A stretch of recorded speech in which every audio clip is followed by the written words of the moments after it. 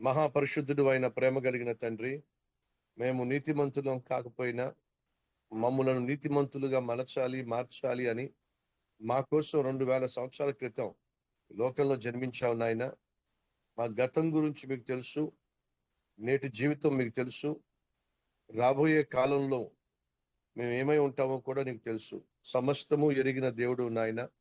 సమస్తము ఎరిగి కూడా మమ్మల్ని ప్రేమించావు, ధనాన్నిచ్చావు. మీ అమూల్యమైన రక్తముతో మమ్మల్ని కడిగి శుద్ధీకరించి సైనికులుగా మమ్మల్ని ఏర్పరచుకున్నావు అయ్యా. మీ పట్ల మిక్కుటమైన ప్రేమ, మీకోసం రోషం కలిగి జీవించే జీవితం, కష్టపడే తత్వం నాయన మా అందరికీ దయచేయండి. ఏ కుటుంబం అనారోగ్య సమస్య గుండా వెళుతుందో, బిడ్డలు నాయన దారి తప్పుతున్నారో, భార్య భర్తల మధ్య సఖ్యత సమాధానం లేదో, రక్షణ లేక, భర్త మార్పు చెందక, భార్యలో మార్పు లేక నశించిపోతున్న స్థితిలో ఉన్నారో, ప్రతి కుటుంబాన్ని దర్శించయ్యా.